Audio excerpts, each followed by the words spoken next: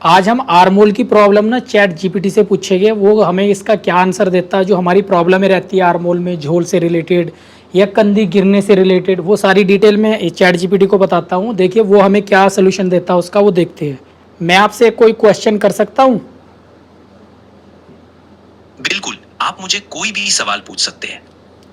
अच्छा, मैं आपसे एक बात पूछना चाहता हूँ। मेरा एक बुटीक है और मैं स्टिचिंग करता हूँ, लेडीज़ सूट्स वगैरह रहते हैं।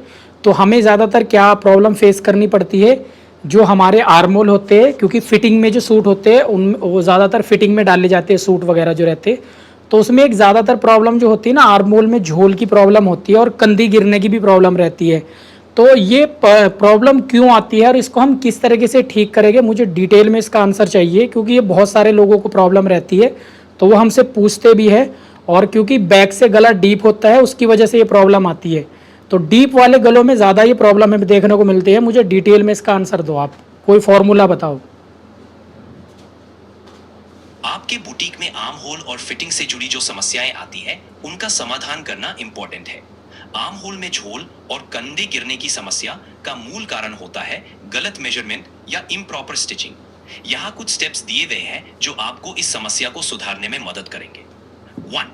Accurate measurement. आर्म होल के लिए सही मेजरमेंट लेना बहुत जरूरी है। बस्ट और शोल्डर मेजरमेंट्स को ध्यान में रखते हुए आर्म होल की डेप्थ और सर्कमफ्रेंस को एक्यूरेटली मेजर करें। 2. Proper fitting. Deep back necklines के साथ आर्म होल को थोड़ा एडजस्ट करना पड़ता है ताकि फैब्रिक सैग ना हो। आपको आर्म होल को थोड़ा टाइट या कॉन्टूर करना होगा जिससे फिटिंग बेटर हो सके। 3. रीइंफोर्समेंट। आर्म होल के एजेस को रीइंफोर्स करना जरूरी है ताकि फैब्रिक ना गिरे और प्रॉपर शेप में रहे। 4. Adjustable features. आप सूट्स में एडजस्टेबल फीचर्स जैसे साइड टाइज या बैक डार्ट्स इंक्लूड कर सकते हैं जो फिटिंग को कस्टमाइज करने में मदद करते हैं। 5. Mock-up testing. हर डिजाइन से पहले एक मॉकअप पीस बनाकर उसमें फिटिंग चेक करना जरूरी है। इससे आपको एग्जैक्ट फिटिंग और कंफर्ट का आइडिया मिलता है। इन स्टेप्स को फॉलो करके आप आर्म होल की फिटिंग को बेटर कर सकते हैं और कस्टमर की प्रॉब्लम्स को कम कर सकते हैं। शुक्रिया बहुत बहुत। तो देखो, चैट जीपीटी ने भी वही चीज़ें बताई ना जो मैं आपको आप लोगों के साथ शेयर करता हूँ।